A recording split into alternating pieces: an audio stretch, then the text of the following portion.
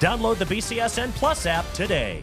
And the coaching carousel just keeps on turning, and it brings us right here to Toledo. Mike Jacobs is coming home. The Maumee native has agreed to a deal to become Toledo's next head coach. Jacobs coming over to UT after 2 seasons at Division II Mercer, including leading the Bears to their first ever conference title a season ago. That year also saw Mercer go 11-3 en route to an FCS playoff quarterfinal appearance.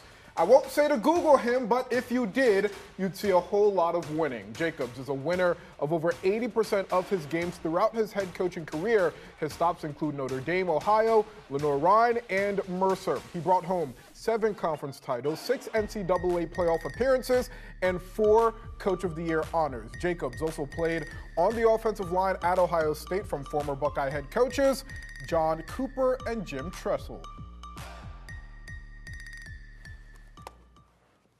And by the way, I'm not joking when I say all Jacobs does is win. Here's a snapshot of the highest winning percentages among active Division I and II head coaches. The top 3, Ohio State's Ryan Day, Alabama's Kalen DeBoer, Georgia's Kirby Smart, and look who slides in at number 4. The newest Toledo Rocket, that 80% mark, is higher than 2 coaches currently preparing for the college football playoff, and Indiana's Kurt Cignetti and James Madison's Bob Chesney. Jacobs is set to be introduced Friday at 11 a.m. inside Savage Arena. The press conference is open to the public, and if you can't make it, you can stream it live on the BCSN Plus app.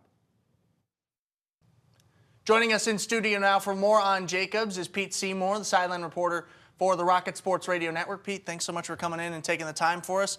This seems quick to me, right? It wasn't even a week since Candle left. On Friday, we heard the rumors there. Saturday, they made it official. And now here we are on Wednesday, and Toledo's got their guy.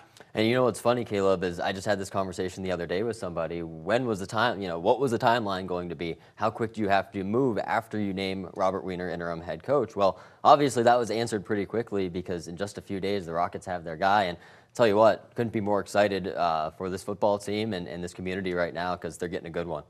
Jacobs from Maumee, he's a local guy. Mm-hmm. I got to imagine that made him pretty attractive to Toledo, but what are some of those other things that really caught the Rockets' eye and screamed that this is their guy? Well, first and foremost, he's a winner. I mean, he is going to carry on the winning tradition at the University of Toledo, 16 consecutive seasons without a losing season for the Rockets, one of the best in the entire country, and that's first and foremost. Number 2, you mentioned, he's a local guy. He's going to bring the local roots, and he's going to bring that recruiting ground, too. What was an emphasis for Jason Candle and his staff? Win the recruiting in Ohio. So now we get to see 2 Ohio State guys go at it with Eddie George and now Mike Jacobs looking for the same guys at some of the same schools in Ohio. It should be a lot of fun to watch the chess match between the 2. Eddie George having 12 on his new roster in Bowling Green, 12 Northwest Ohio guys. Candle always prided himself on that. Though Jacobs also has that Florida base too, being from Florida. He's got 2 different pools that he can pull from just from where he was from there. Does that really matter, though? Like, is that going to bring in people who it otherwise wouldn't?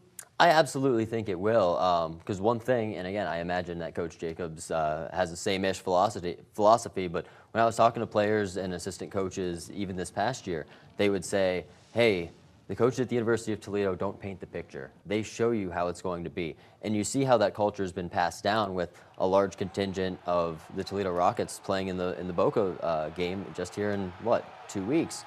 And, the culture has been passed down of a winning tradition, and I think Mike Jacobs fits that exact mold of what they're looking for at UT.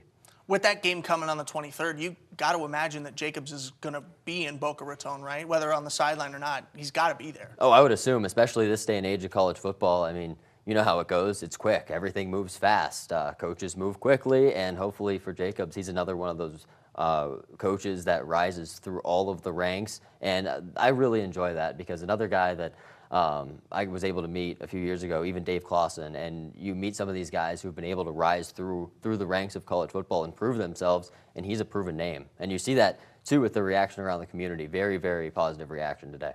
Jacobs not the only hire Toledo going to make. They've got plenty more holes on the roster to fill. Most notably, I think, in my mind, is the defensive coordinator spot left by Vince Karras on his way up to Syracuse.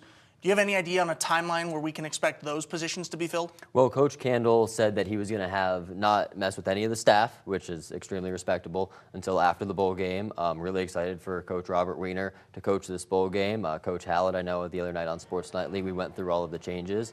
Coach Hallett, the offensive line coach, he will be the offensive coordinator now. Perry Eliano, another incredibly proven guy, another made a stop at Ohio State at one point, made a stop at Bowling Green. Great guy, great human being. He'll take control of the defense, and yeah, we'll have Coach Weiner at the helm, and it should be a really fun bowl game. I'm looking forward to it. But to answer your question, I would probably say after the bowl game, after the first of the year, and yeah, picture will probably be a little bit clearer then. Hey, I'm as interested as you are, so. Rocket Sports Radio Network sideline reporter Pete Seymour. Pete, thanks so much for taking the time. Hey, thanks for having me. I appreciate it.